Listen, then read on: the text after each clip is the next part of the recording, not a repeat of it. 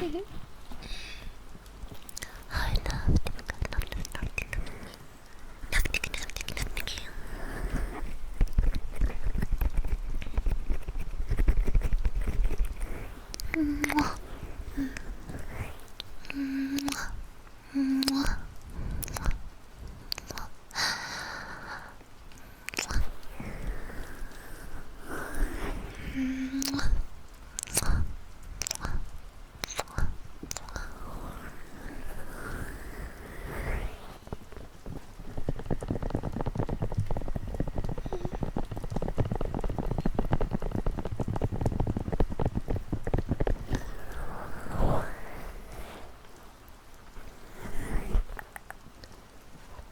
the microphone's working.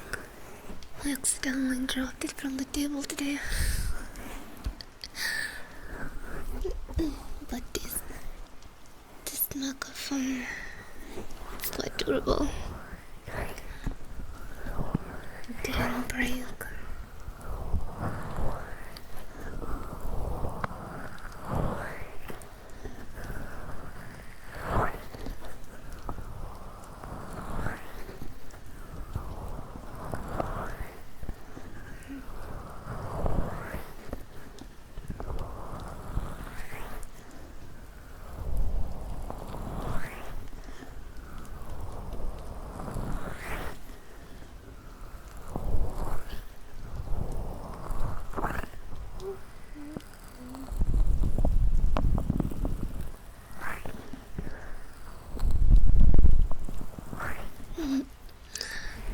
Wonderstorm, welcome.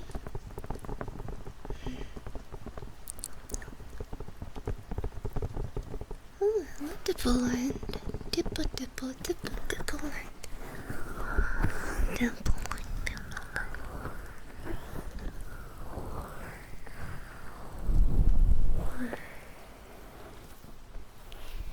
Hoya, hoya.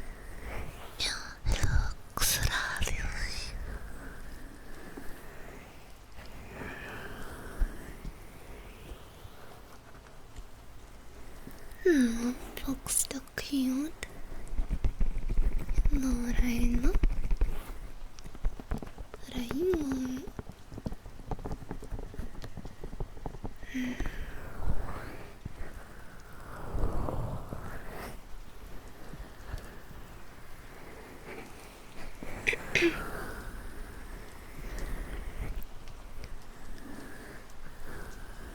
Understand?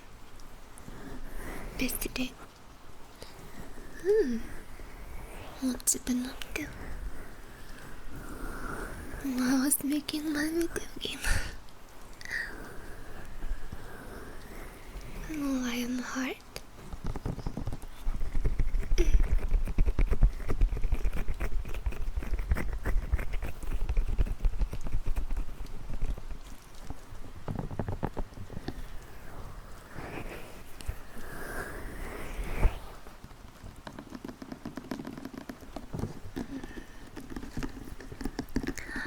Thank you for following. So that's it.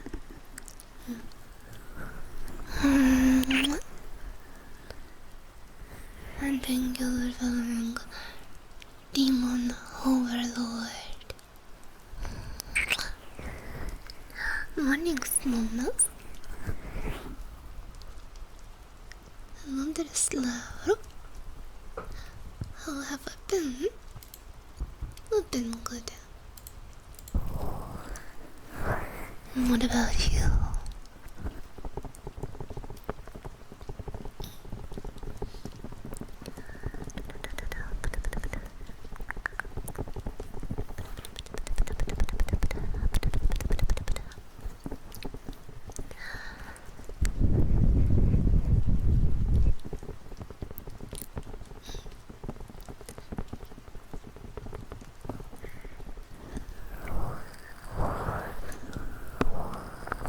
Good.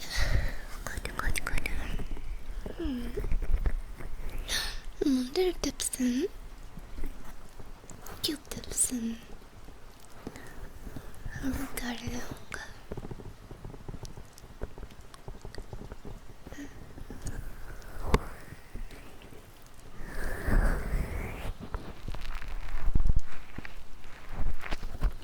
Yes, more on Thursday. Please prepare to confirm your identity.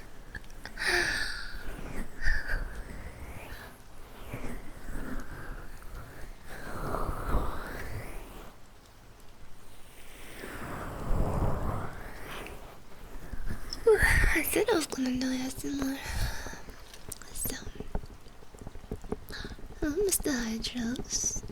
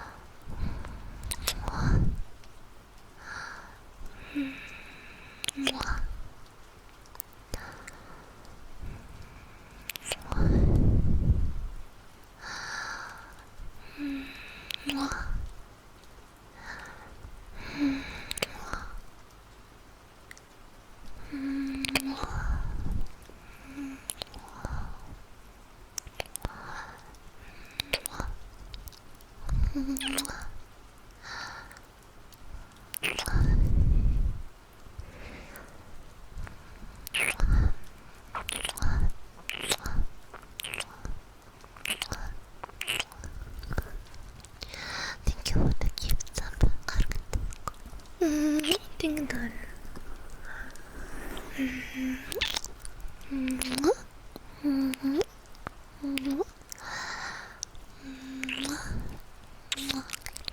Boy.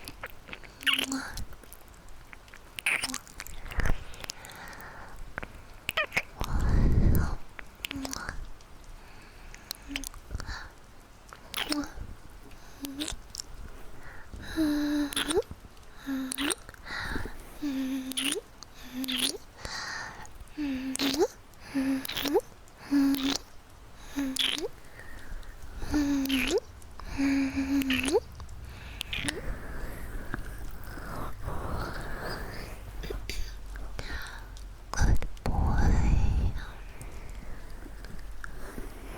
boy. Good boy. Good boy. Good boy. Good boy. Good boy.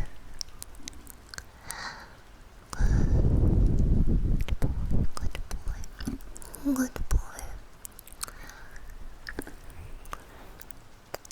Good boy. Good boy. Good boy. Good boy. Good boy. Good boy. Good boy. Thanks so much for 사랑과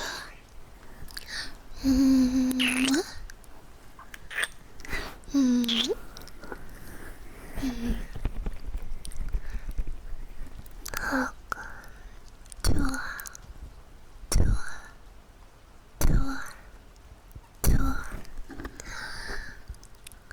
좋아 좋아 좋아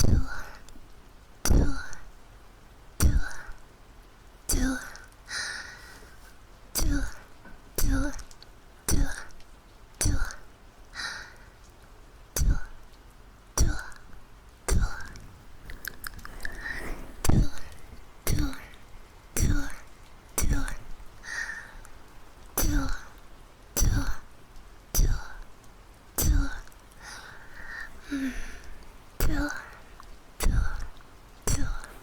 좋아 좋아 좋아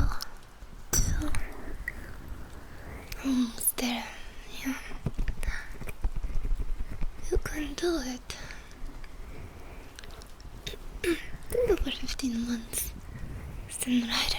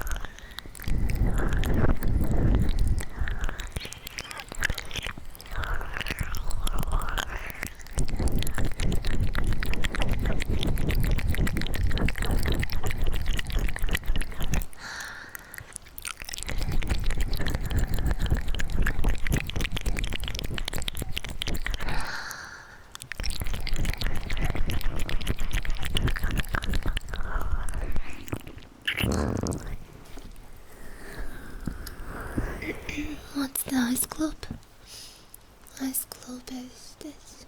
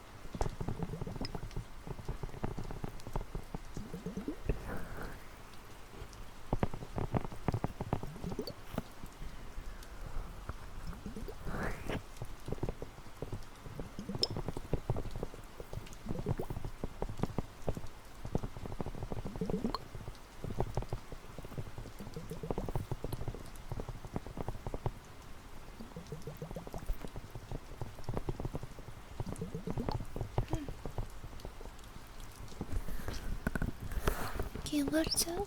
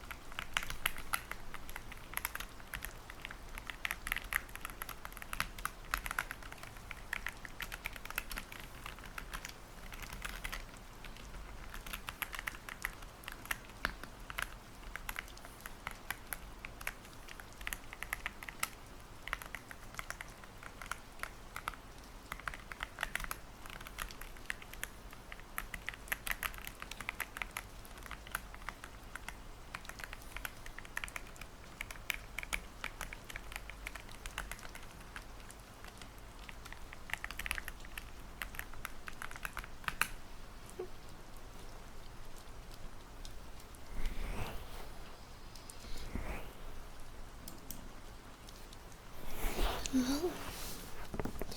Hello, hello.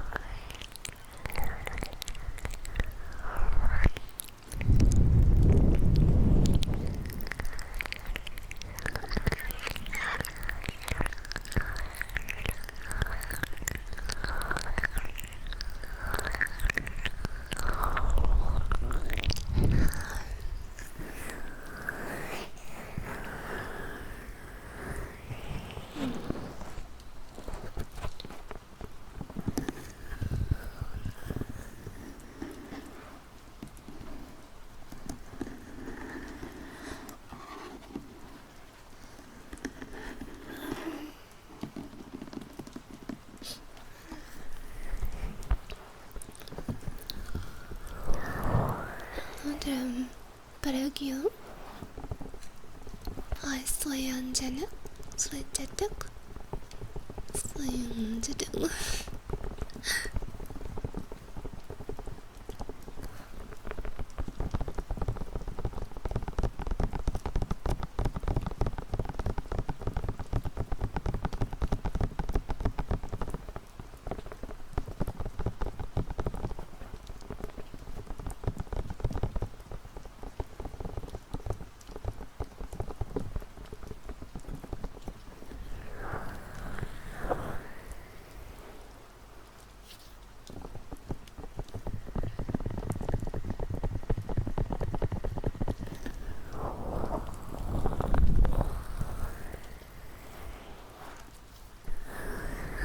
Hello there, me.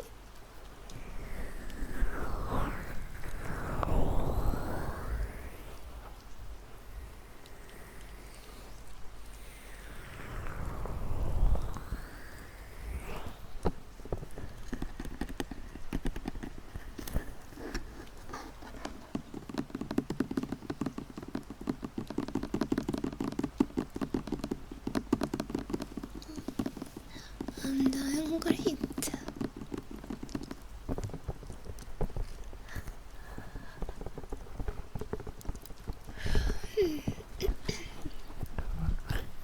Bad boy. Bad boy. Bad boy. Bad boy. Bad boy. Bad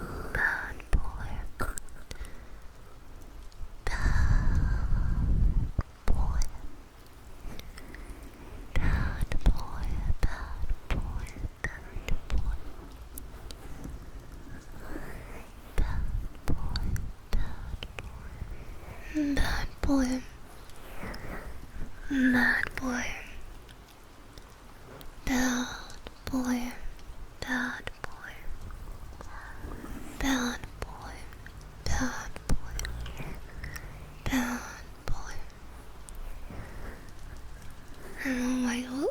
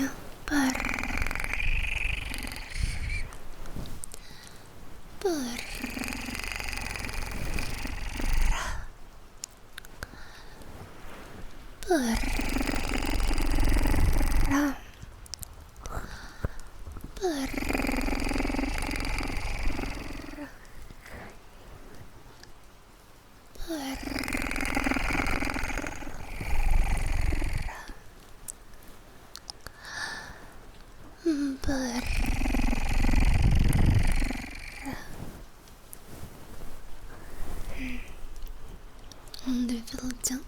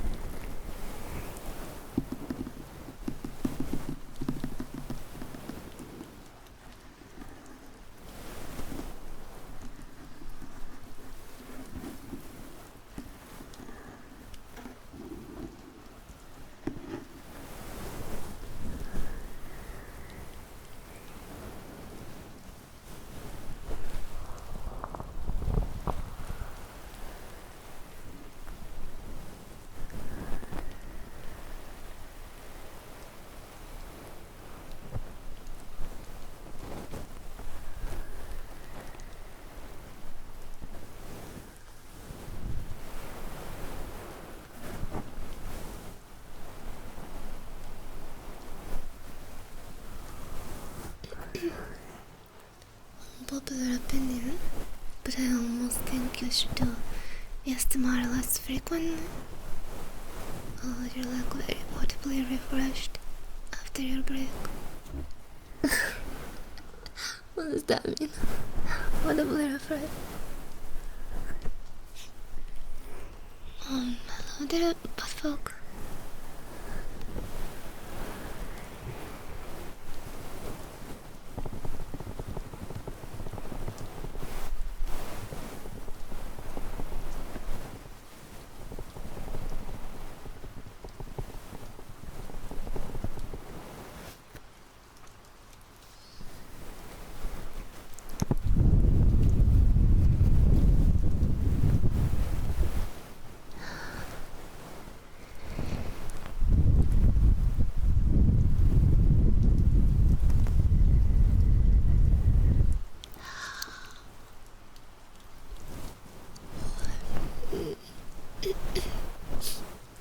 Think of fudge cake for the phone. Oh, it's fudge cake. Fudge cake.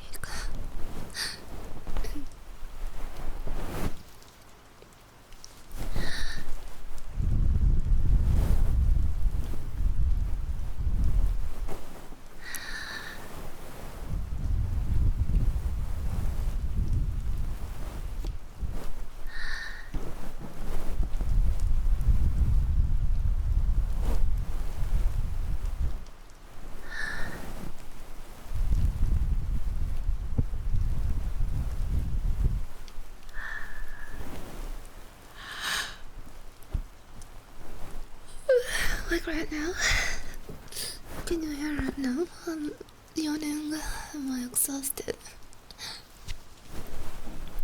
Things not surviving numbers.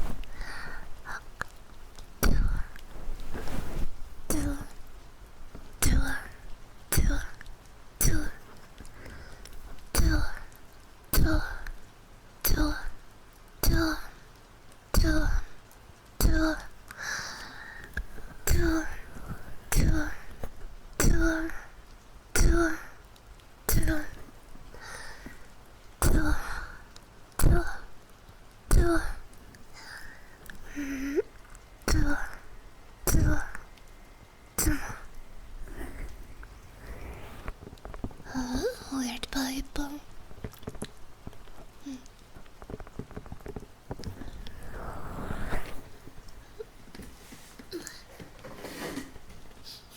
Gulagon. Then someone surviving.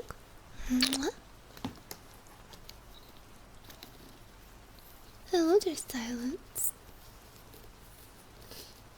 I'm gonna put this pipe in your ear now. It's gonna get weird.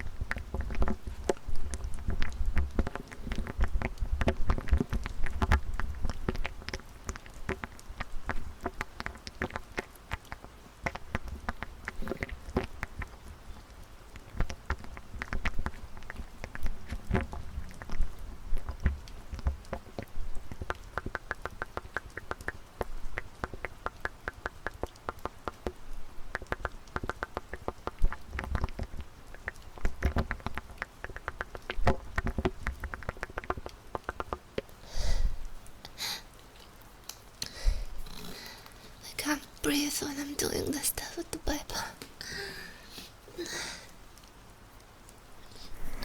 super following.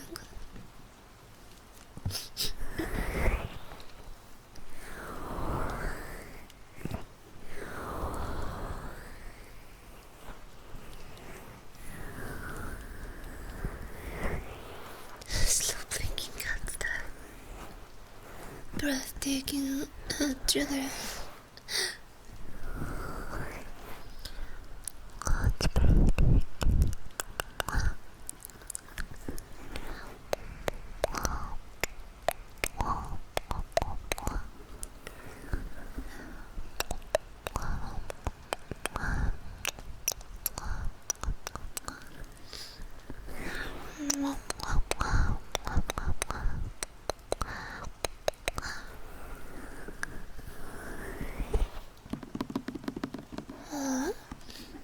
Mobius. It's Mobius time. Thank you so much for following.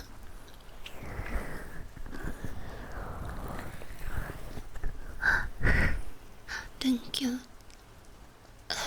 Kiss, for following. Mobius strip. Yeah. The strip that goes through 4 dimensions. That only has one side. It's pretty cool.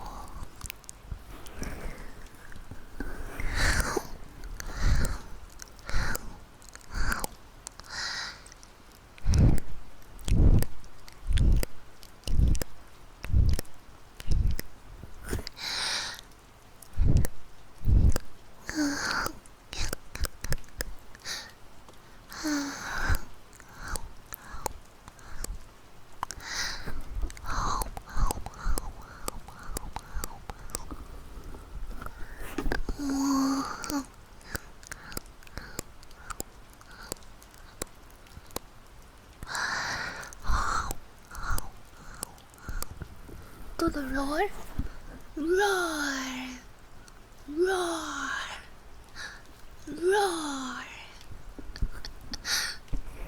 Like the lion from the movies. The lion comes out like roar, roar.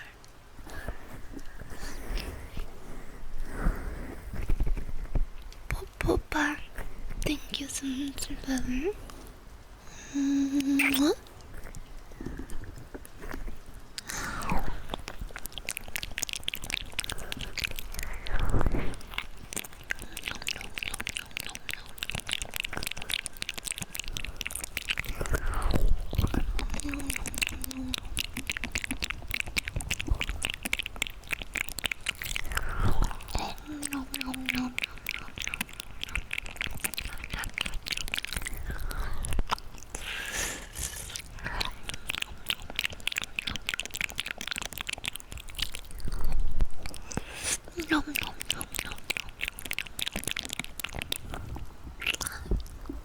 Yes, I am live and I am a mommy because for all you are all my children.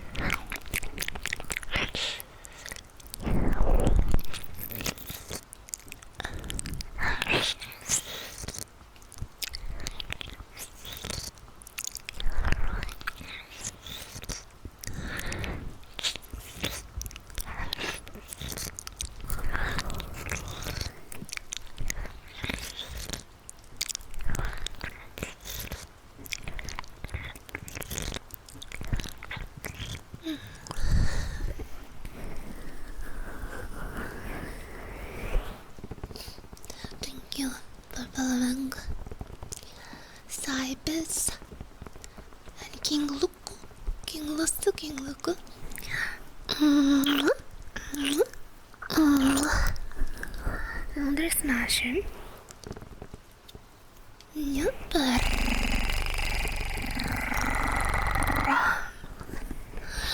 Nyupper. Nyupper. Nyupper. Nyupper. Nyupper.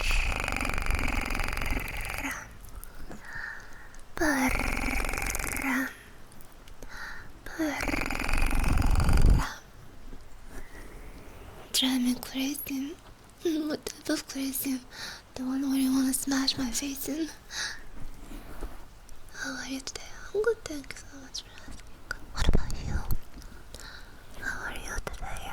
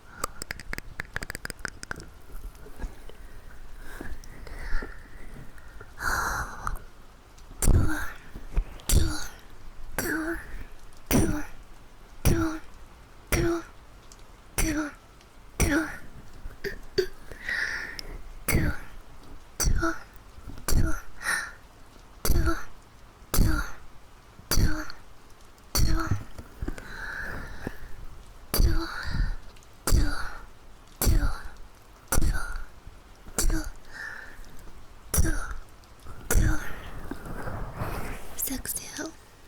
Well, more like succubus here.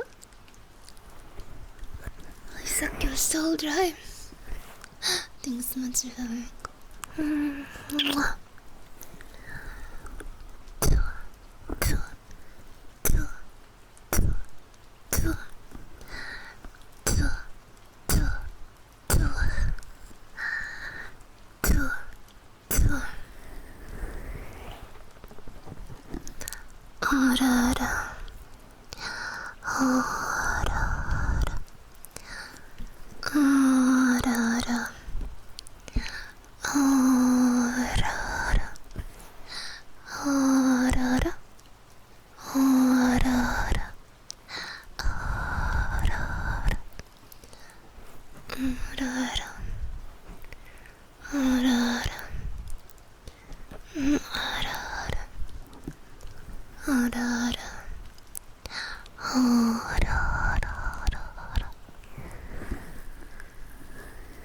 One-third the house soul?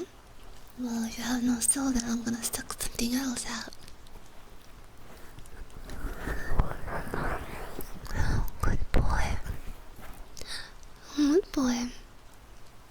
Good boy. Good boy. Good boy. Good boy. Good boy. Good boy. Good boy. Good boy. Good boy.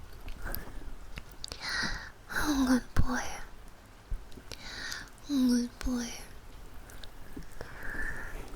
Good boy. Good boy. Good boy. Good boy.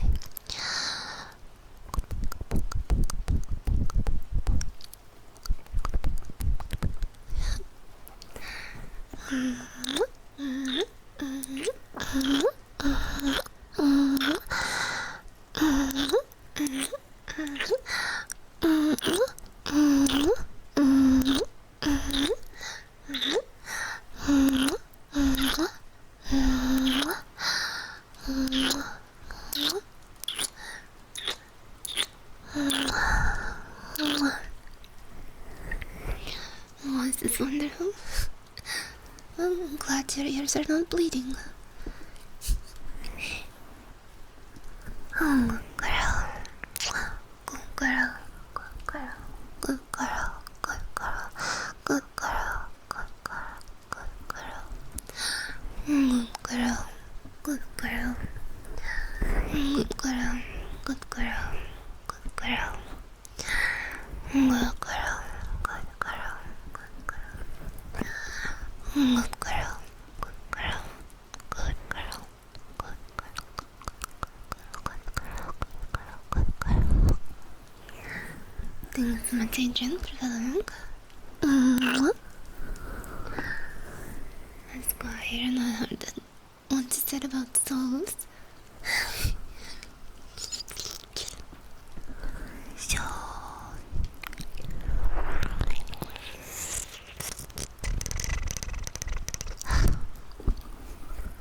thank you, Owl, for following.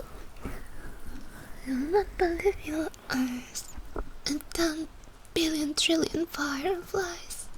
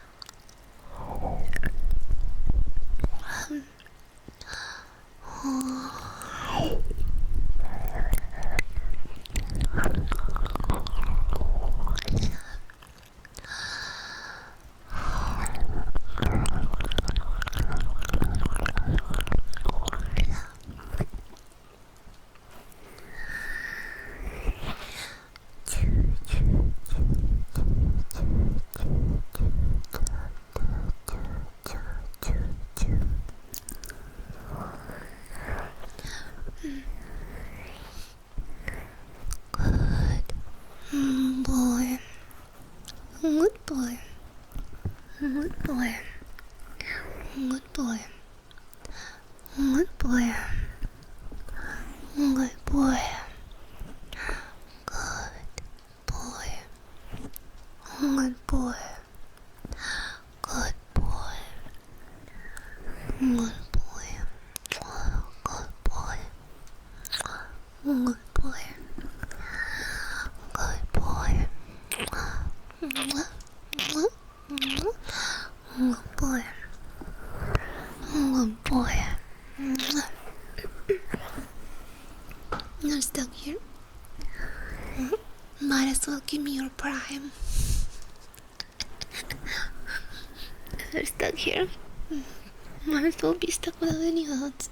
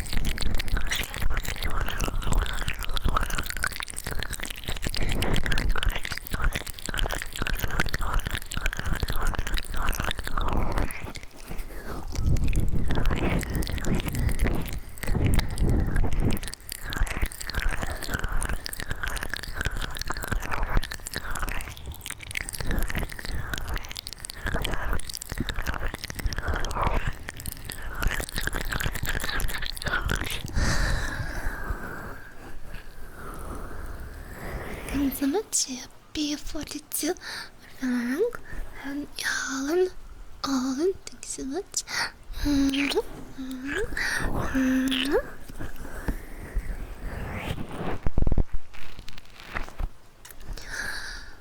Oh boy. Good boy. Good boy. Good boy. Good boy. Good boy. Good boy. Good boy. Good boy. Good boy. Good boy. Good boy. Good boy. Good boy.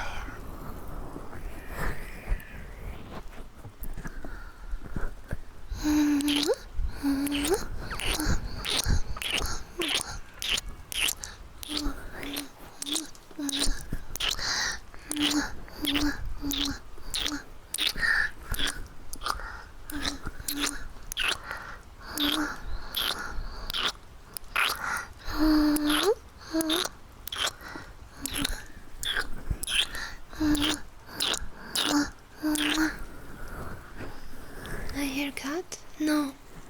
You hear a psychotic fucking kid screaming inside.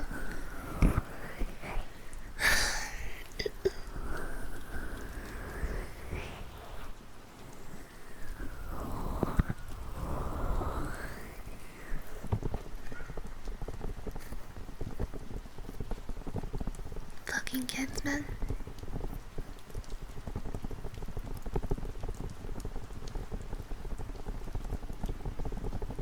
You live in an asylum? No, just kids are fucking insane. Why do kids always scream? Like, I don't understand. They can't play quietly. They have to like scream out of their fucking mind. Like, holy shit. What the fuck is wrong with these kids, man?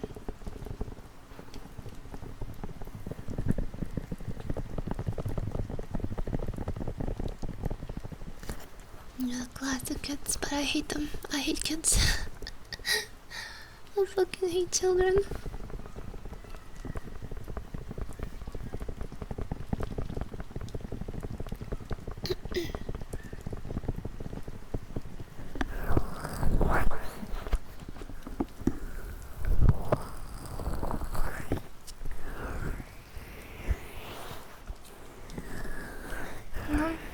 I'm gonna have to suffer through the noise.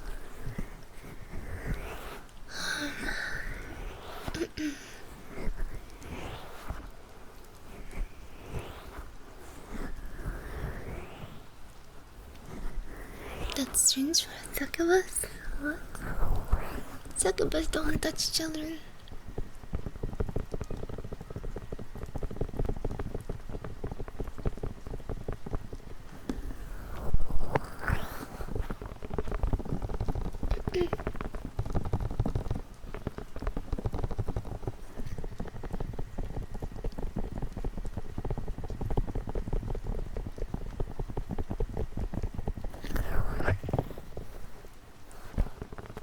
You were a quiet kid? Yeah, I was quiet. I never screamed.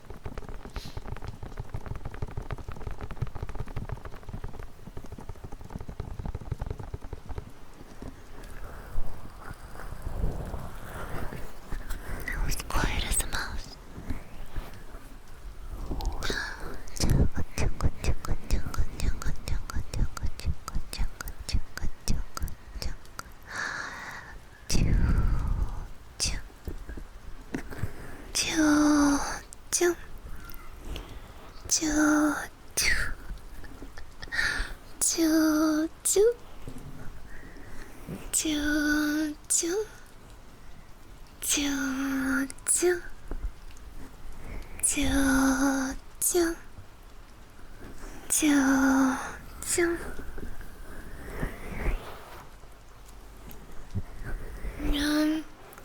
I think for summertime I'm gonna have to move the ASMR streams like a couple hours forward when those fucking obnoxious children go to sleep, or at least don't go outside screaming because it's, late.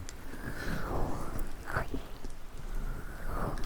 don't feel like it's very ASMR when you hear all these damn brats screaming outside.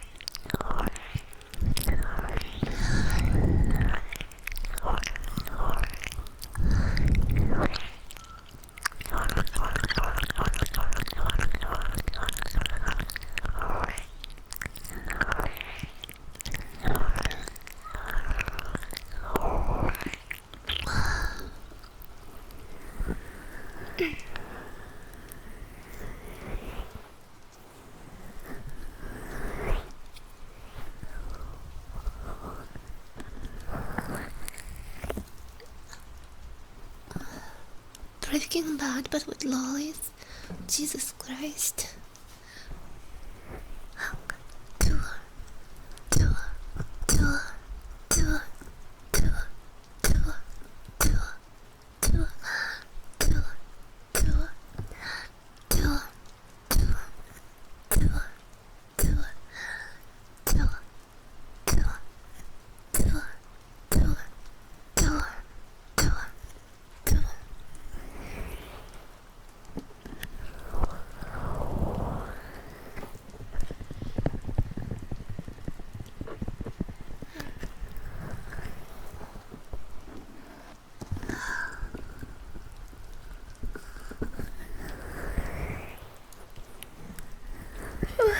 I hardly watch anime, I don't really have time. I have better things to do.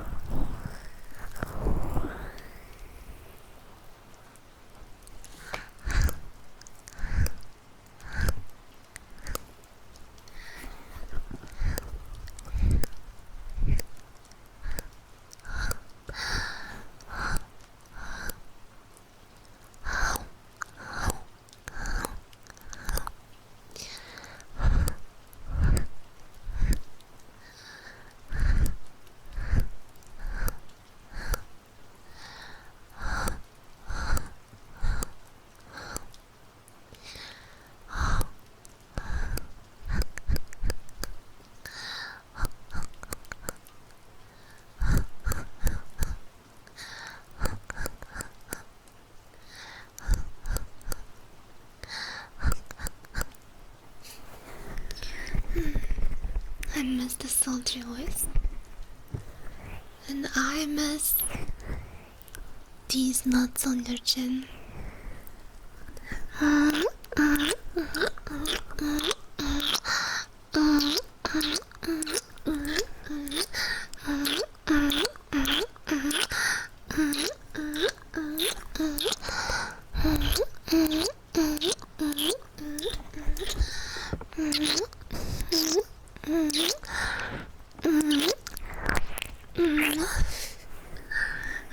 you. It's the feeling.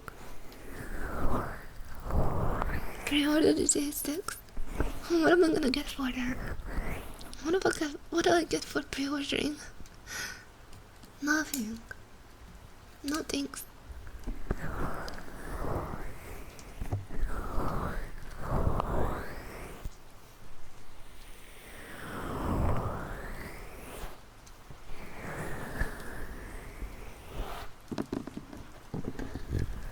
Respect.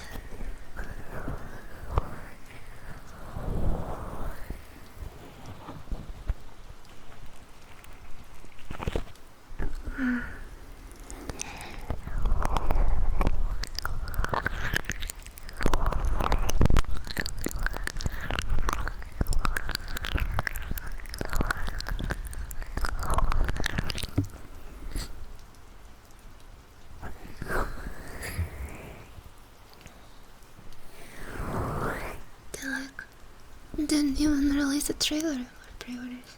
Didn't hype me up. Just released some screenshots that you're gonna get if you buy the Ultimate Edition. Okay. I'm gonna buy it when it comes out.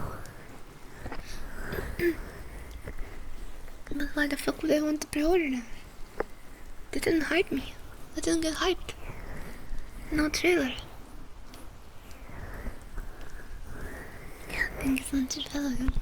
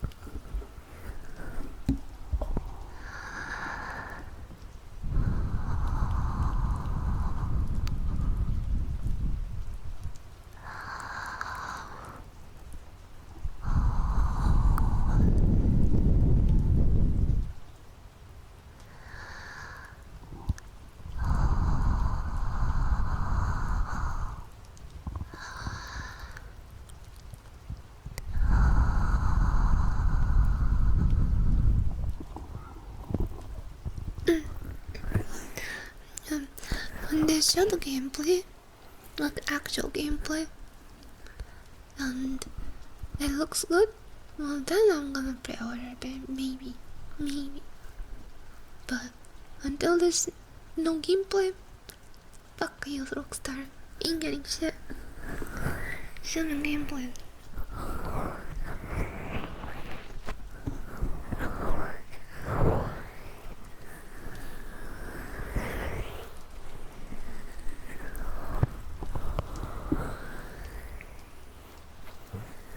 Thank you for following Boku.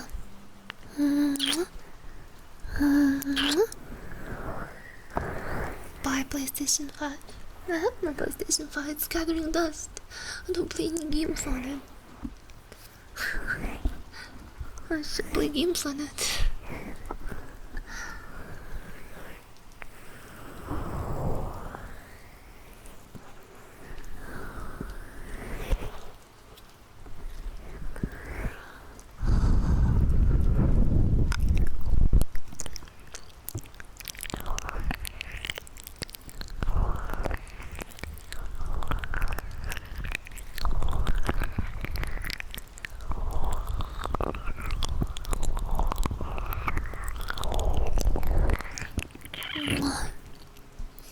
Yeah, I don't know what PlayStation 5 has.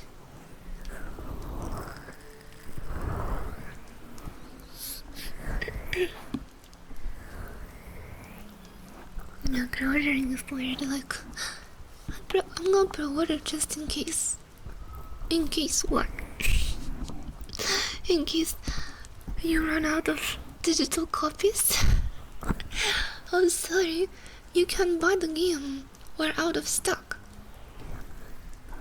or out of downloads.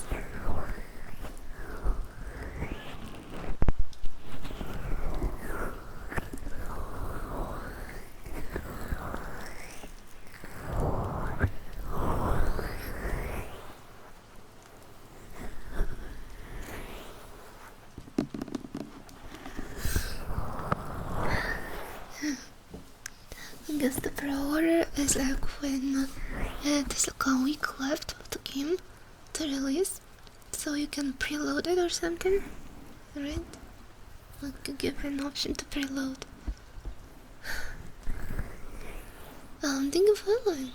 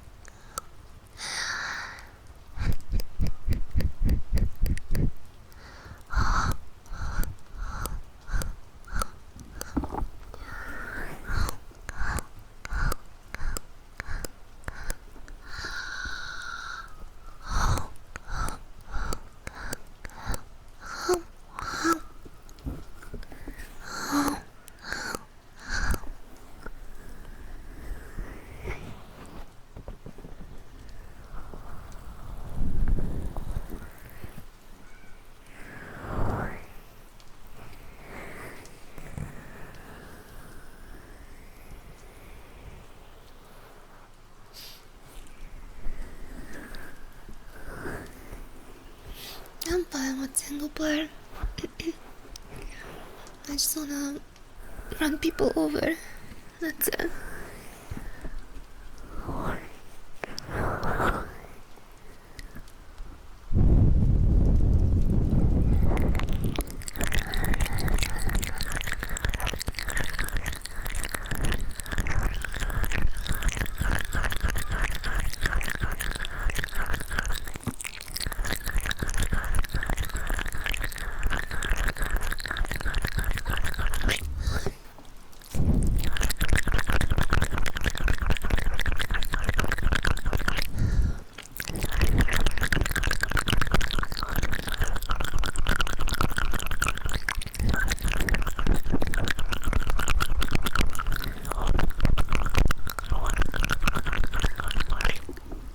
Hello, hello.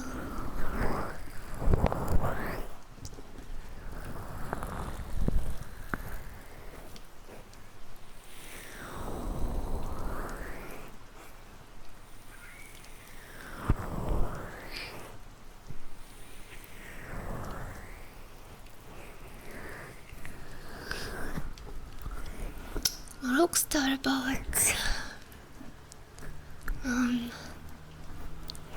it wasn't a pixel thing. No, there was some modding thing and multiplayer stuff.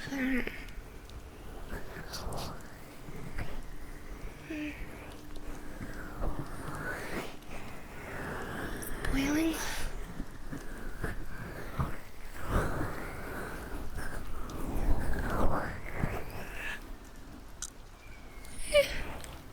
My sexy outfit.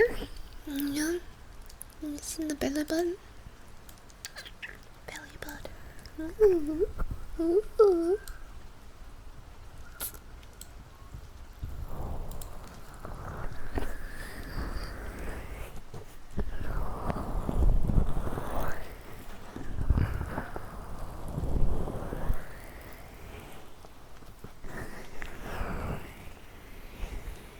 Thank you for following.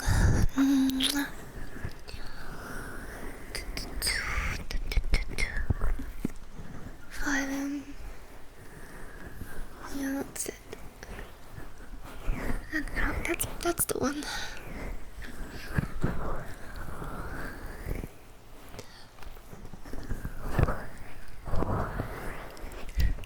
I don't care about multiplayer. I just wanna see the gameplay. I wanna see the gameplay. I wanna see how the game plays. I already know it looks good graphically, you know? There's no doubt that visually the game's gonna look incredible. Well, what's the gameplay? Thank you for following.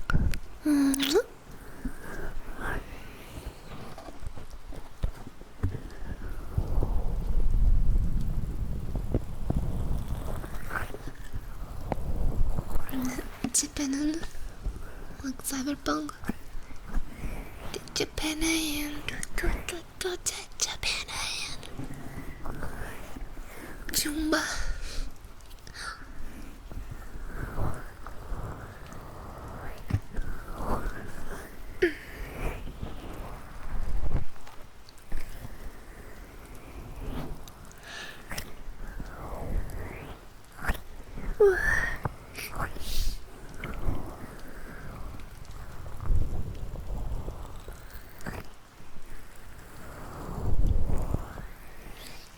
I'm not pre-ordering shit.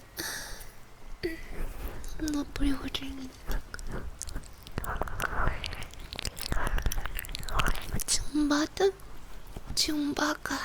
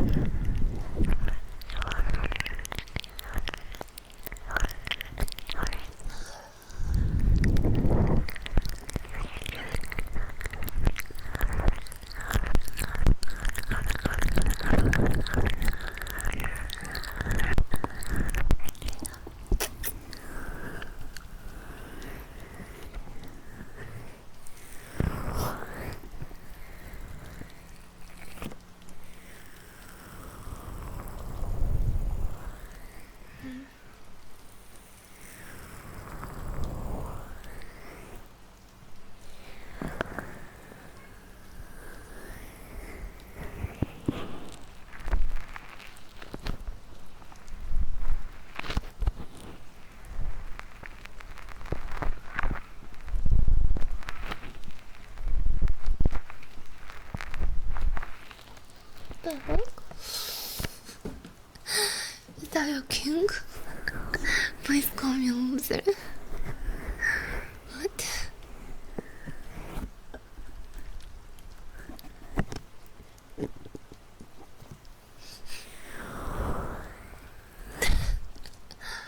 What the hell?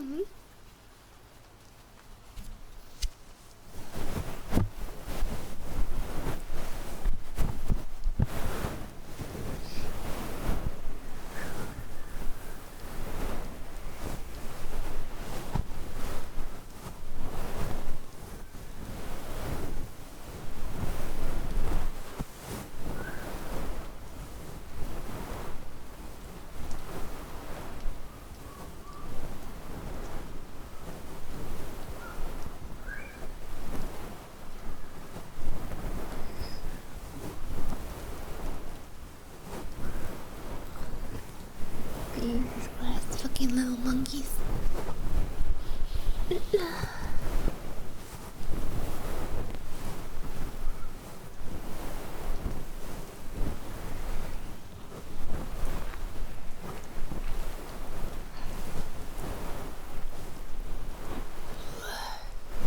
Force unleashed.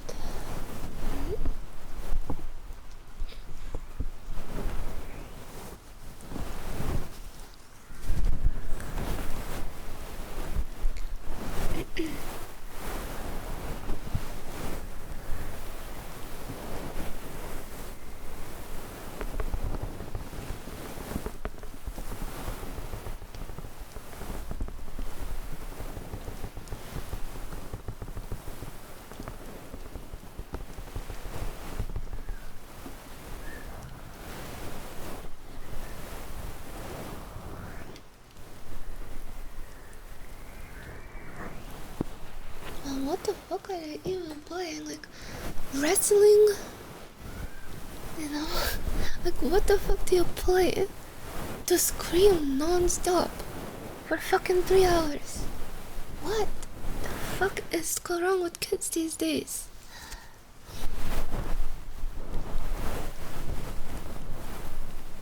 Fucking WWE?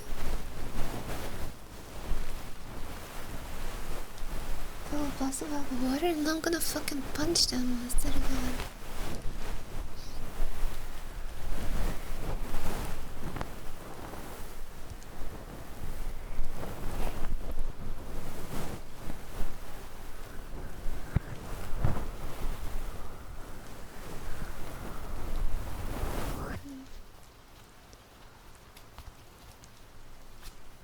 Oh, beat him up.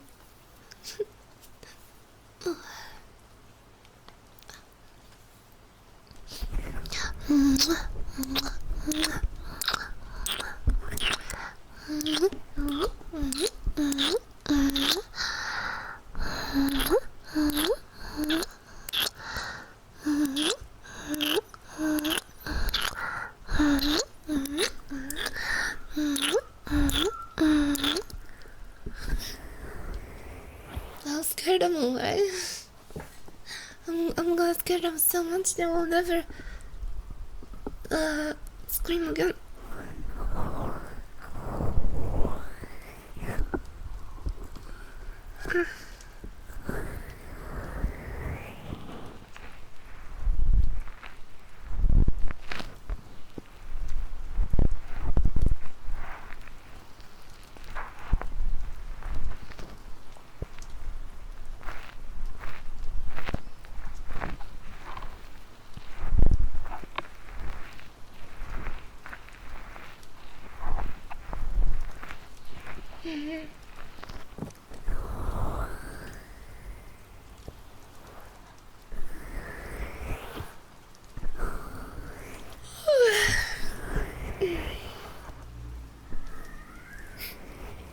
Maybe the car is gonna hit them. That would be nice.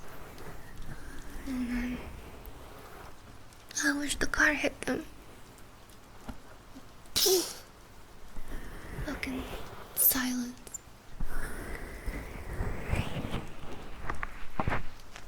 And then the stupid parents come out. Oh my god, my child.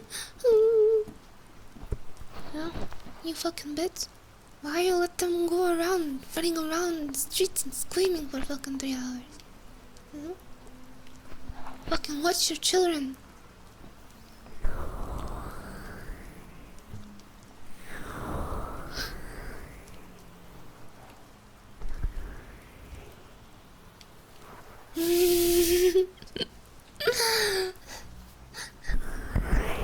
So give us off in real life. What's real life? Hello.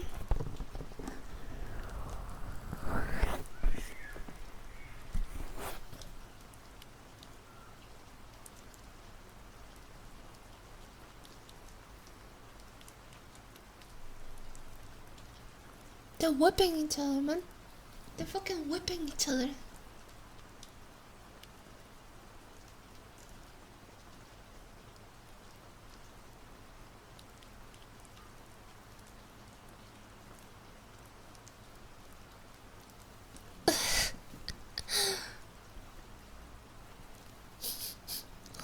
I'm gonna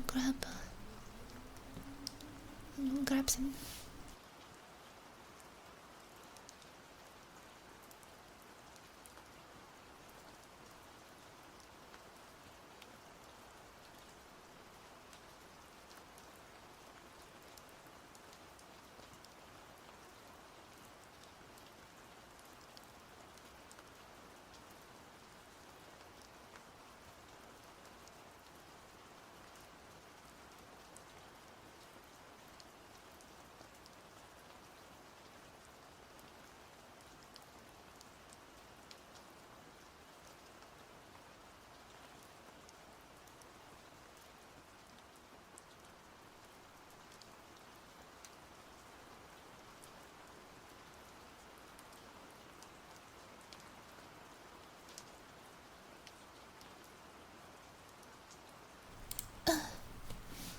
So hot.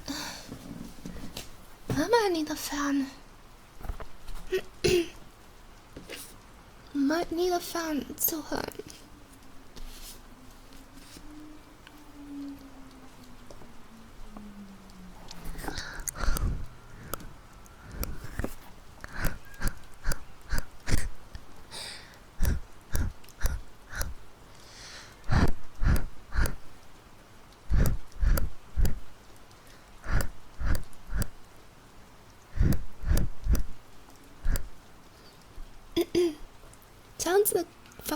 it's mating sometimes on this game. That's crying. Like, what the heck are you doing? You're fucking beating each other up. That's not screaming. That's literally someone's crying. Like, bro.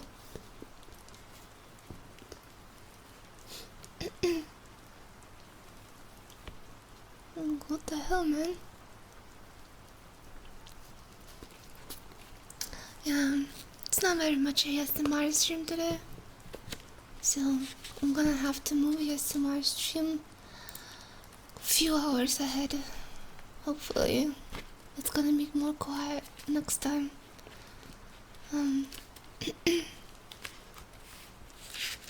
There's no other way around it.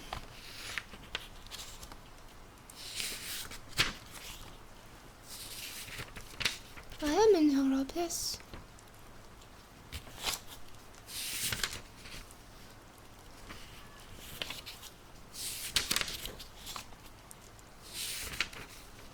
I'm not fucking American.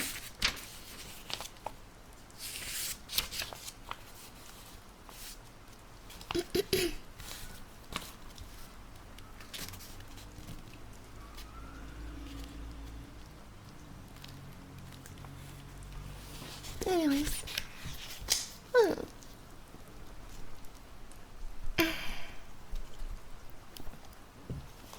I'll read you a few chapters of the book. Feed children screaming. So I did this book reading on Spotify, but it was a little bit difficult to record in bed, so maybe I'll feel like I'm gonna introduce them in ASMR streams and then cut the parts and put them on Spotify. The book is called Murder Most Unladylike.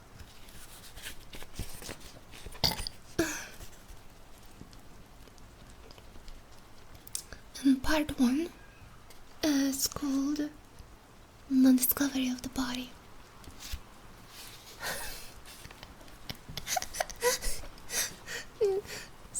The sound, man.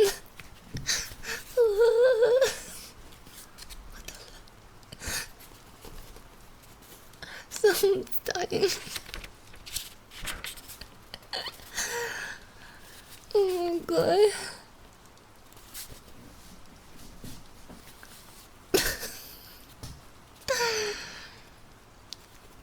This is the first murder that the Wells and Wong Detective Society has ever investigated.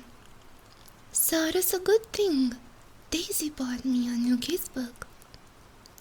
The last one was finished after we solved the case of Lavinia's missing time. The solution to that, of course, was that Clementine stole it in revenge for Lavinia's punching her in the stomach during La Cruz, which was Lavinia's revenge for Clementine telling everyone Lavinia came from a broken home. I suspect that the solution to this new case may be more complex. I suppose I ought to give some explanation of ourselves in honor of the new casebook. Daisy Wells is the president of the Detective Society, and I, Hazel Wong, am its secretary. Daisy says that this makes her Sherlock Holmes and me Watson. This is probably fair.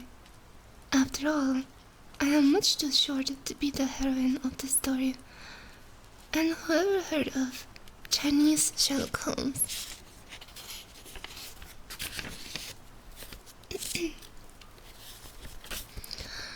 That's why it's so funny that it was me who found Miss Bell's dead body. In fact, I think Daisy is still upset about it, though of course she pretends not to be. You see, Daisy is a heroine-like person, and so it should be her that these things happen to.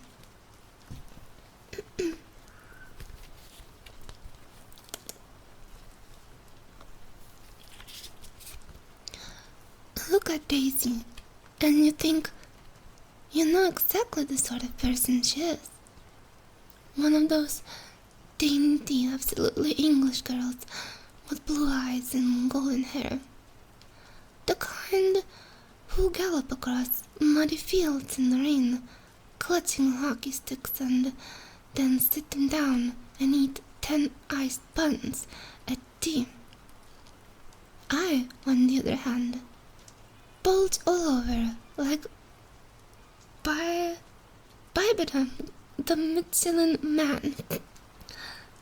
My cheeks are moony round, and my hair and eyes are stubbornly dark brown.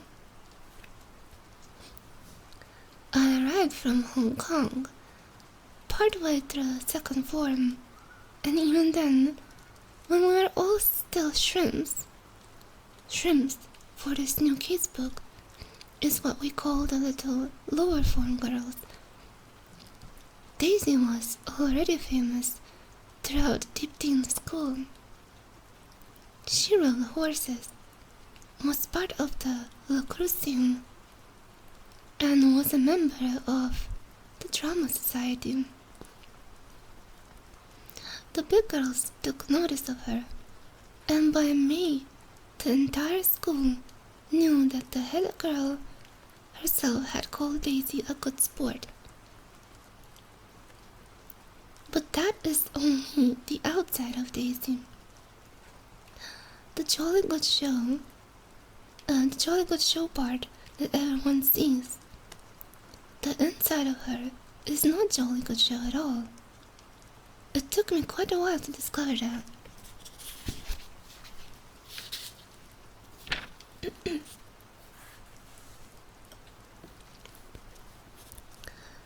Daisy wants me to explain what happened this term up to the time I found the body. She says that is what proper detectives do. Add up the evidence first. So I will. She also says that a good secretary should keep her casebook on her at all times, to be ready to write up important events as they happen.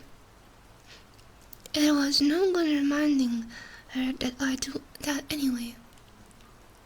The most important thing to happen in those first weeks of the autumn term was the Detective Society.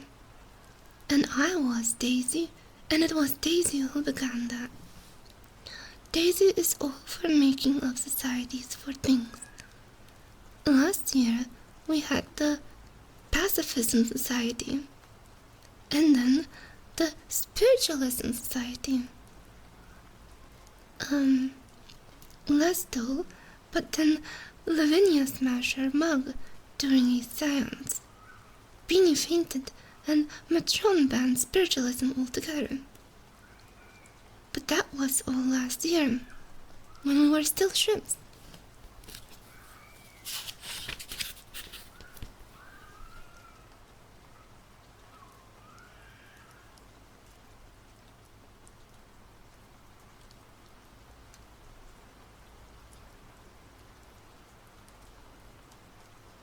The fuck are they doing? Murdering each other? Jesus.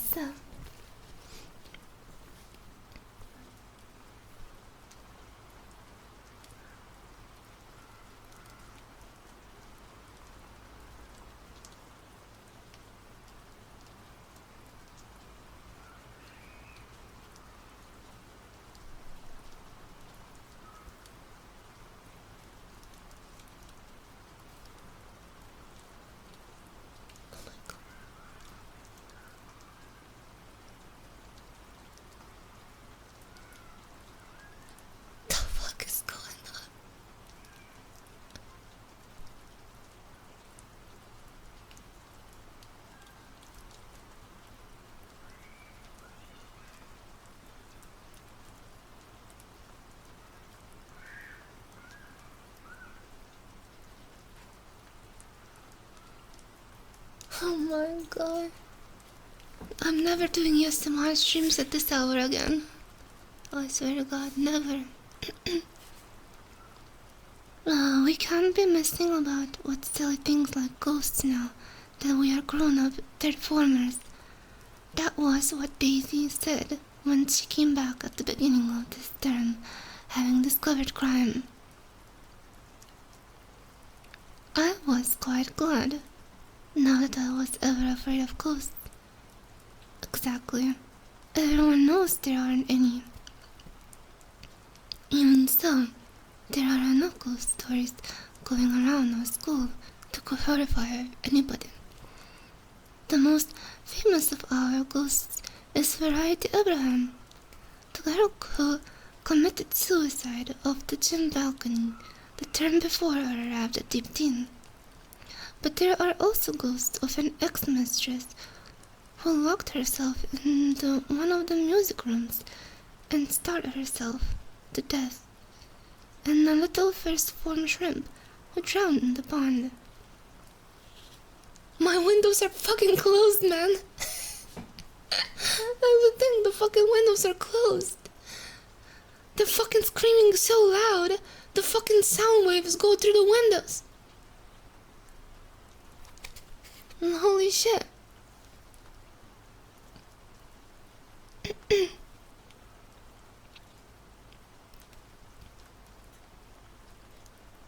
As I said, Daisy decided that this year we were going to be detectives. She arrived at a house with her tuck box full of books with sinister, shadowy covers and titles like Peril at the Unhouse and Mystery Mile. Matron confiscated them one by one, but Daisy always managed to find more. We started the Detective Society in the first week of term. The two of us made a deadly secret pact that no one else, not even our dorm mates, Kitty, Penny, and Lavinia, could be told about. It didn't make me feel proud. Just me and Daisy having a secret. It was awfully fun too.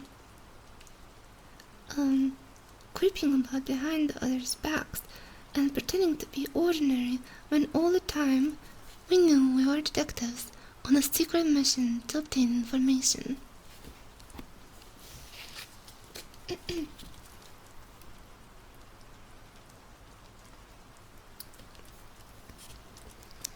Daisy said all of our first detective missions. In that first week we crept into the other third form dorm and read Clementine's secret journal, and then Daisy chose a first former and set us to find out everything we could about her. This, Daisy told me, was practice, just like memorizing the licenses of every motor car we saw. In our second week, there was the case of why King Henry, our name for this year's head girl, Henrietta, because she is so remote and regal and has such a beautiful chestnut curls, wasn't at prayers one morning. But it only took a few hours before everyone, not just us, knew that she had been sent a telegram saying that her aunt had died suddenly that morning.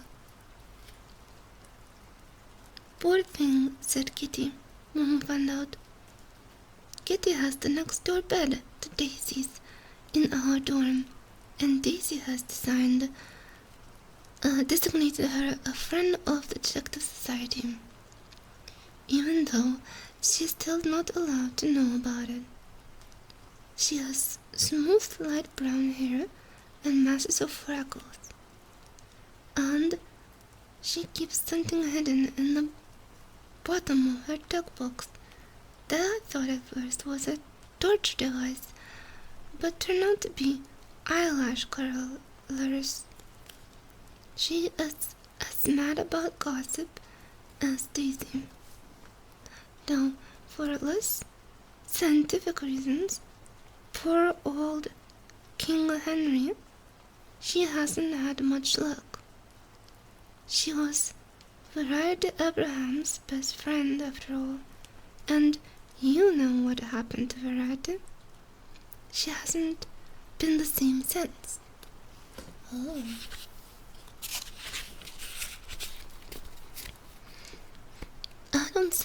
I don't, said Beanie, who sleeps next to me. Her real name is Rebecca, but we call her Beanie because she is very small and everything frightens her. Lessons frighten her the most of all. She says that when she looks at the page, all the letters and numbers get up and do a jig until she can't think straight. What did happen to Verity? She killed herself, said Kitty in annoyance. Jumped off the gym balcony last year. Come on, Beans. Oh, said Beanie. Of course. I always thought she had tripped.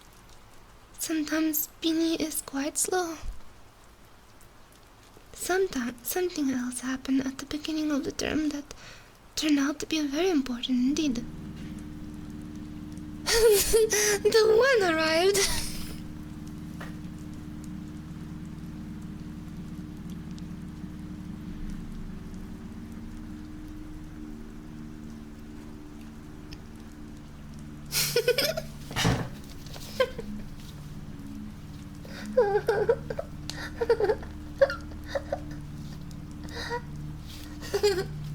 Oh yeah, it's definitely an airplane.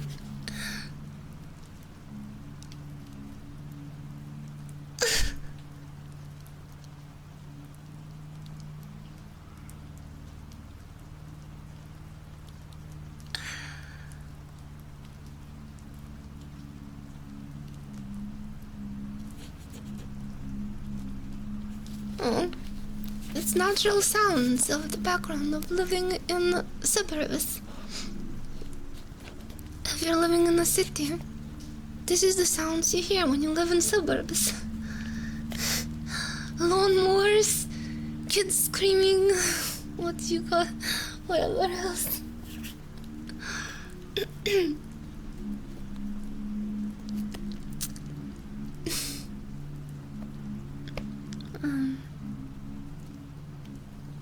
No, the one arrived.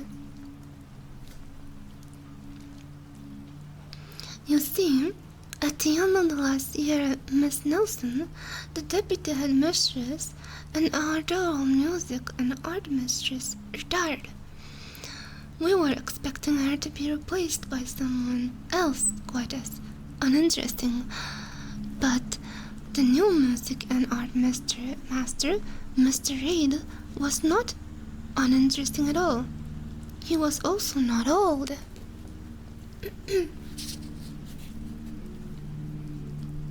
Mr. Reid had rugged cheekbones, Jesus. Mr. Reid had rugged cheekbones and a dashing moustache, and he slicked his hair back with a brilliant teen. He looked exactly like a film star, although nobody could agree on which one.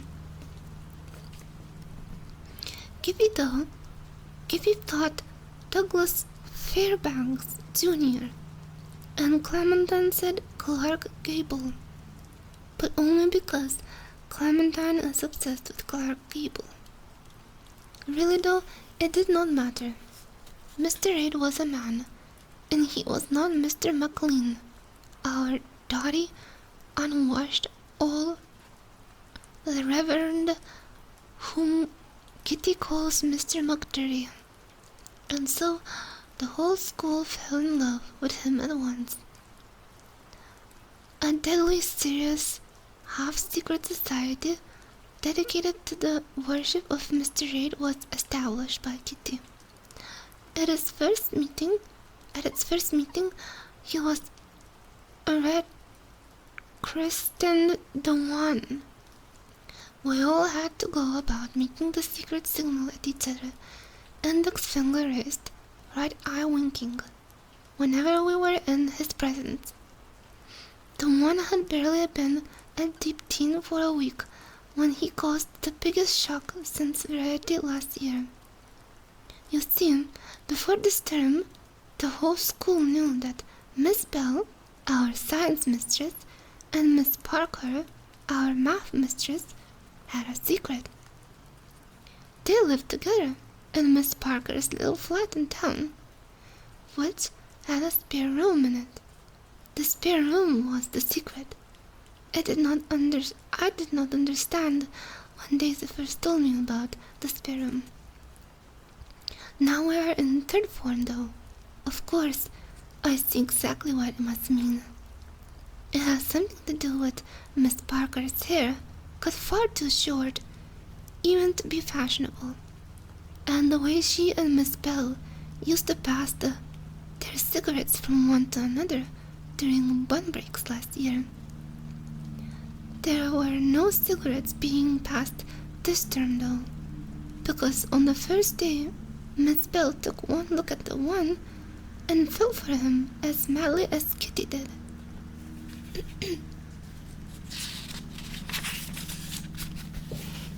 So Miss Bell and who?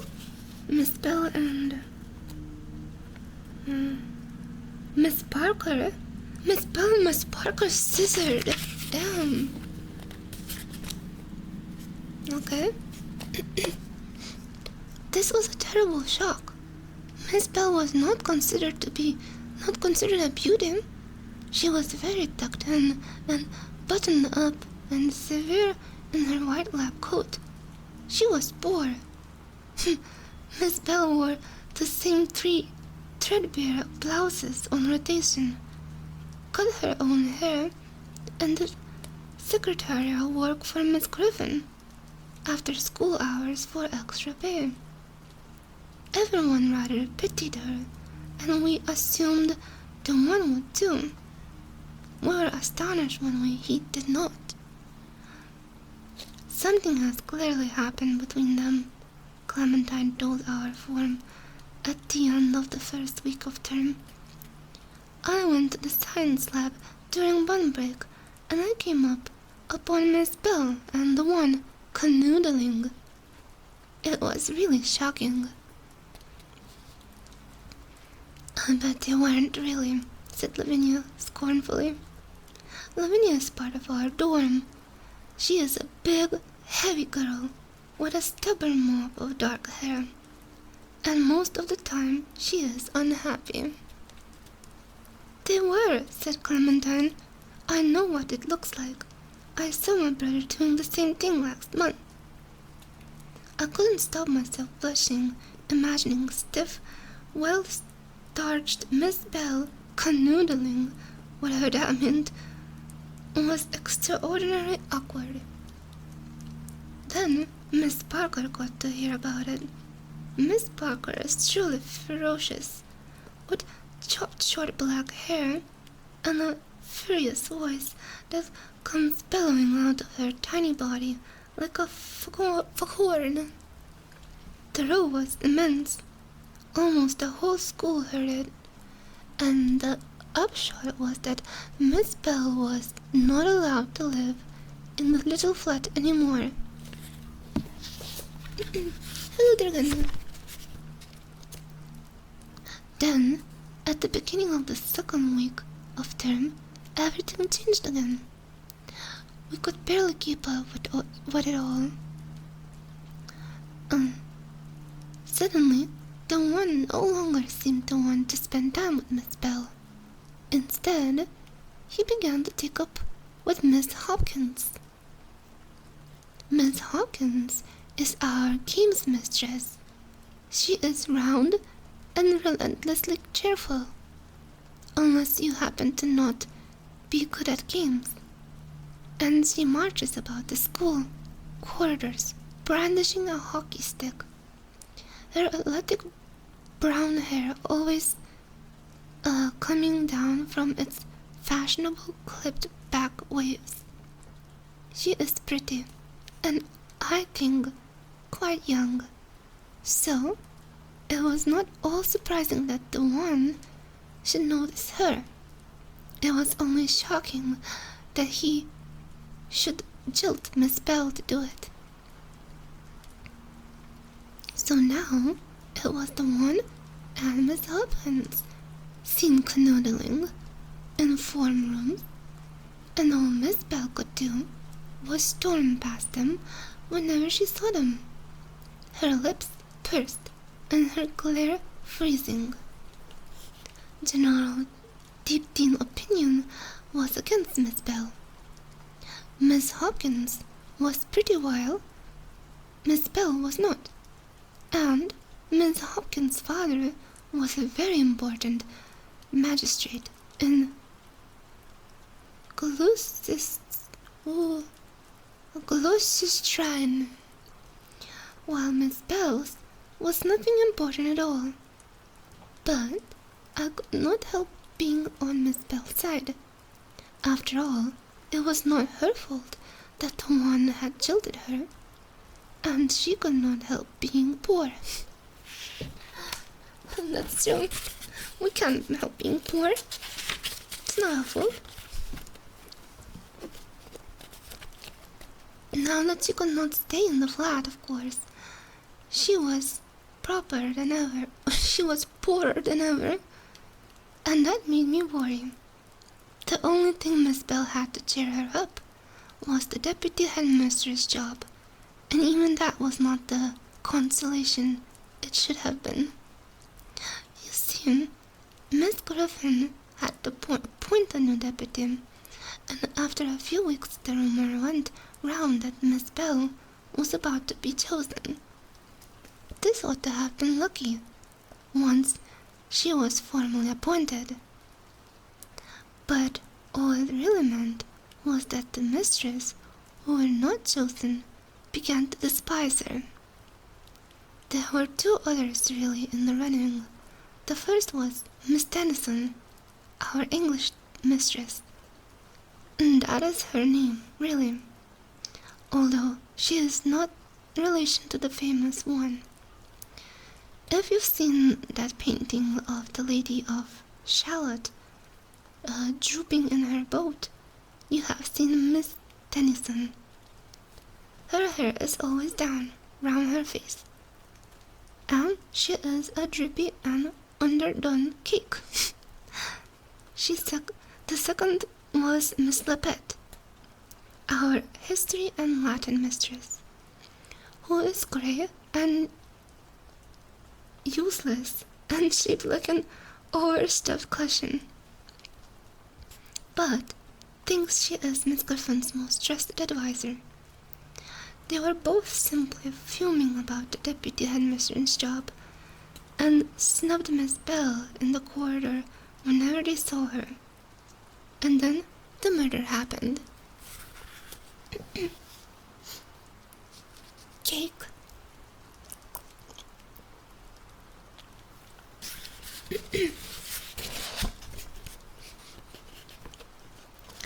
I say that it was me who found the body of Miss Bell. And it was. But I never would have been there at all if it hadn't been for those crime novels of Daisy's. Matron's fondness for confiscation meant that it was no good trying to read them up at the house. So Daisy took to hanging out around down at the school in the evenings. She joined the Literature Society, slipped whose body between the pages of Paradise Lost, and sat there peacefully, reading it while the others talked. I joined too, and sat at the back of the room, writing up my Detective Society case notes. Everyone thought I was writing poetry. It was after Literature Sock on Monday, 29th October, that it happened. After school, societies end at 5:20, but afterwards, Daisy and I hung back in the empty form room so that she could finish The Man in the Queue. Daisy was absorbed, but I was jumpy with worry that we might be late for dinner up at the house. And thus incurred the awful wrath of Matron. I looked about for my pullover, and then remembered with annoyance where I had left it. "Brother," I said, Daisy, my pullover's in the gym. Wait for me, I'll just be in a minute. Daisy nosed in her book as usual, shrugged vaguely to show that she had heard, and continued reading. I looked at my wristwatch again and saw it was 5:40. If I ran, I have just enough time, as getting up the house from Old Wing entrance takes 7 minutes and dinner is at 6 o'clock exactly. I pelted along the empty chalk-smelling corridor of Old Wing and then turned right down the high, black and white child library corridor, my feet echoing in the hush and my chest heaving. Even after a year at Deep Tin, when I run, I still huff and puff in a way that rude Miss Hopkins calls determinedly unladylike. I passed the mistress' common room, the library, Mr. McLean's study, the one's cubby, and the hall, and then turned right again onto the corridor that leads to the gym. There are school legends that the gym is haunted by the ghost of Variety Abraham. When I first heard I was younger, and I believed it. I imagined Variety all bloody, with her long hair hanging down in front of her face, wearing her pinafore and tie, and holding a lacrosse stick. Even now that I am older and not a shrimp anymore, just knowing that I am on my way to the gym gives me the shivers. It does not help that the gym corridor is awful. It's packed full of dusty, broken bits of old school furniture that stand up like people in the gloom.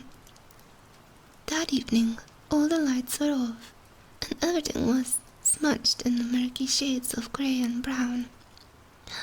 I ran very fast down the corridor, pushed upon the doors to the gym, and clumped in, wheezing.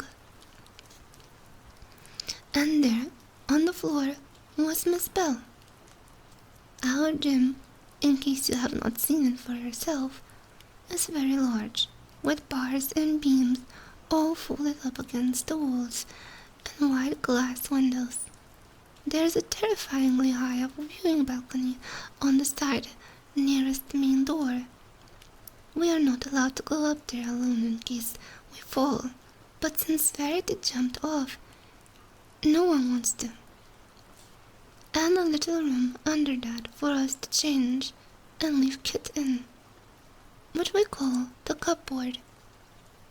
Miss Bell was lying beneath the balcony, quite still, with her arm thrown back behind her head, and her legs folded under her. In my first moment of shock, it did not occur to me that she was dead. I thought I was about to get an awful ticking off for being somewhere I shouldn't, and nearly ran away again before she caught sight of me. But then I wondered, what was Miss Bell doing, lying there like that? I ran forward and kneeled down beside her. I hesitated before touching her, because I have never touched a mistress before. But in the end, it only felt like touching a human being. I patted the shoulder of her white lab coat, hoping most awful that she would open her eyes and sit up and scold me for being in the gym after hours. But instead, my patting made Miss Bell's head loll away from me. Her glasses slid down off her nose, and I saw that what I had thought was only a shadow behind her head was actually a dark stain the size of my handkerchief. Some of the stain had spread to the collar of her lab coat, and that part of it was red. I put out my finger and touched the stain, and my finger came away covered in blood. I scrambled backwards, scrubbing my hand against my skirt in horror. It left a long dark smear, and I looked at that and then at Miss Bell, who had still not moved, and felt sick as anything. I had never seen a dead body before, but I was quite certain now that Miss Bell was dead. What I thought to do in the circumstance was scream. I thought, but everything was so dark and quiet around me that I couldn't.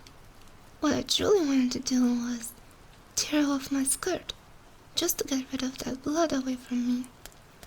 But my deep teen training rose up inside me, making the thought of running about the school half naked somehow far worse than being alone with a corpse. As I thought this, I realized that Miss Bell really was dead, and I was alone with a dead body. I suddenly remembered the ghost of Verity Abraham, and thought that perhaps it was her who had killed Miss Bell, pushing her off from exactly the same spot she had jumped from a year ago, and now might be waiting to do the same to me. It was silly and childish, but all the hairs prickled up on my back of my neck, and deep teen training or no, I jumped to my feet and ran out of the gym as fast as I could, as if Miss Bell was going to leap up and run after me. Nosy.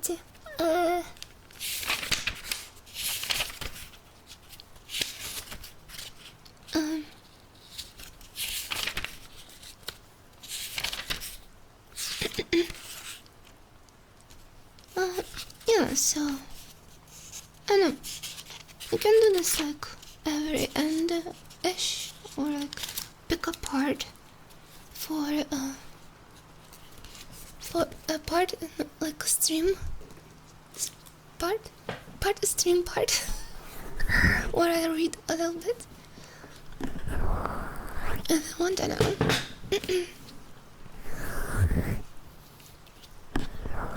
I read the whole book. I finished the whole book, so, and I can tell you this book is fucking great. I love it. It's a very nice book.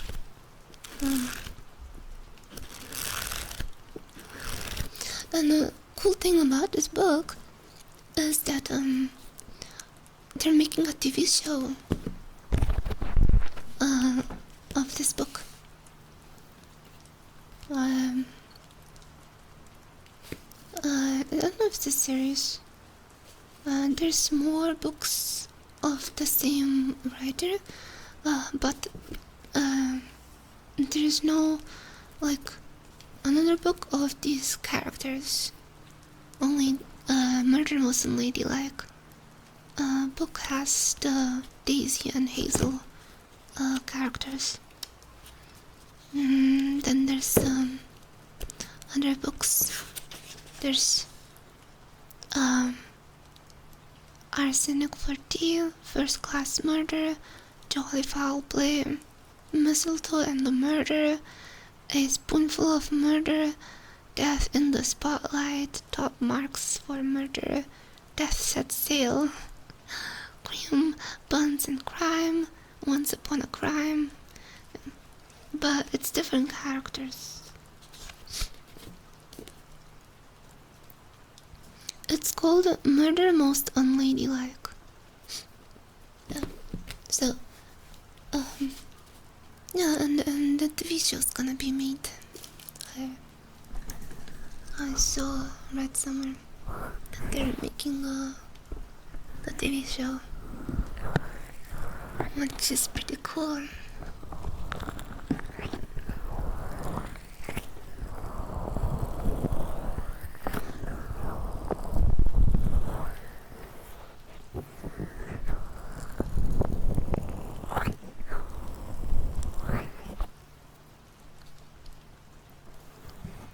maybe next ASMR stream I'm gonna start like this time.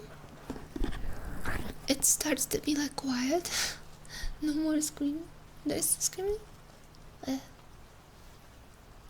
No, there's just screaming.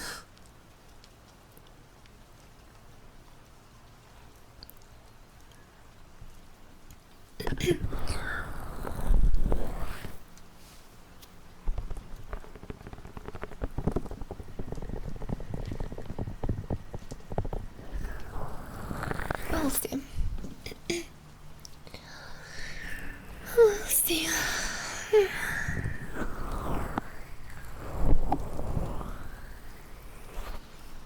But tomorrow, I'll play games or something. Play games or art stream. I'll do some Unity or some drawing for the game.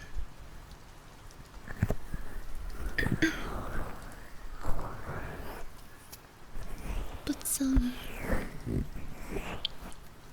music in the background. Stuff like that. New level, yeah. Actually started making a new level now. I like how the game turned out. It's turning out pretty nice. I feel like I can put a demo out soon. I just need to make a proper menu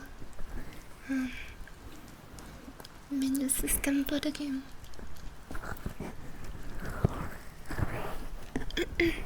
Then I can put demo.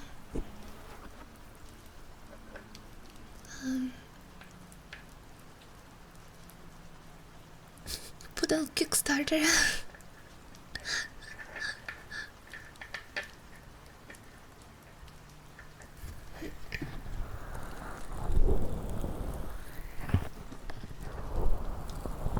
The resolution setting. True.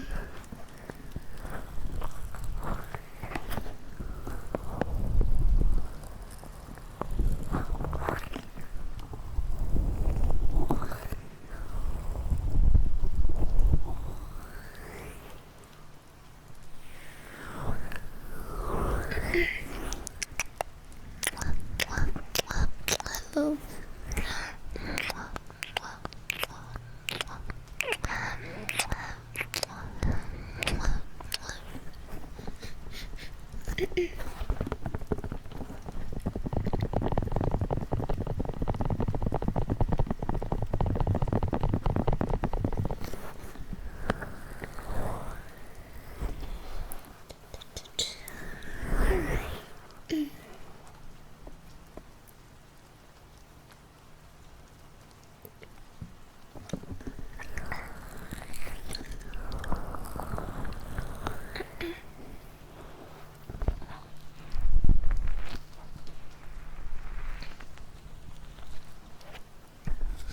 I need to not to forget to try and fix the audio problem with this on the computer.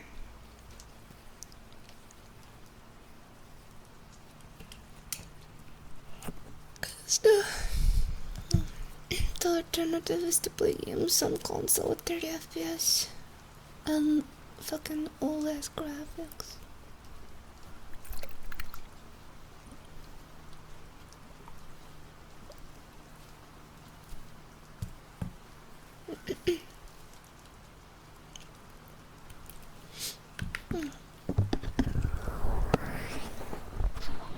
Final Fantasy 7. I didn't play it.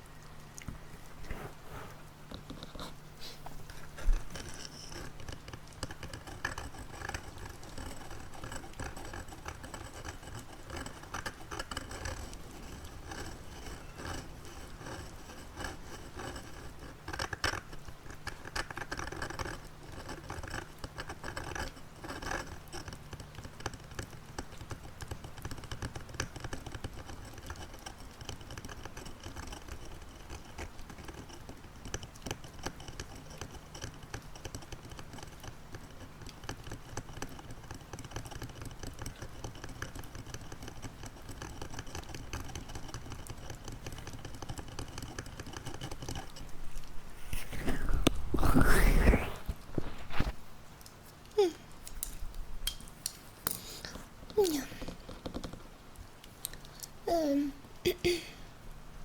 Tomorrow I'm gonna, if I'm doing art stream, then I'm gonna do the stream way sooner, like during the day. So we're make a whole day of streaming. Probably gonna be like a long ass stream, fucking 8-hour stream. So I'm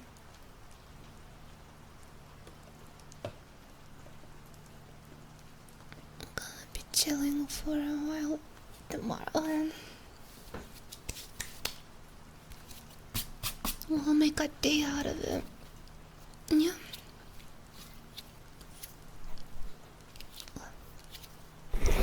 Tingle fellas. So, sorry for the kid backgrounds. Not super relaxing today because of the screaming and shit and the lawnmowers. I think for next ASMR stream, if it doesn't quiet down before I stream, then I'm gonna move it to a later hour when it's more quiet. Quiet. So it's more relaxing. These fucking brats should go to sleep at some point, yeah.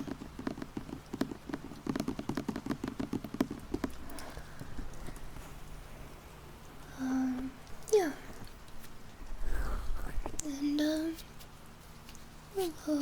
we'll make a day out tomorrow and do a long stream. So yeah, yes, long stream. It's a bit too late. Best I can do is 10 PM for me. I would do like 2 hours somewhere and go to bed. It just doesn't sound bad, to be honest. It sounds like a proper time frame, you know. Wind down and relax and then go to bed.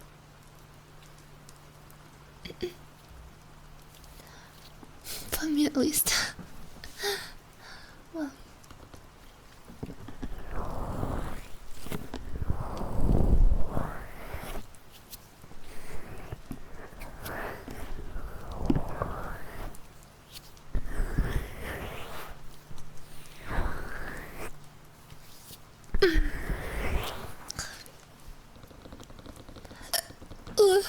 Okay.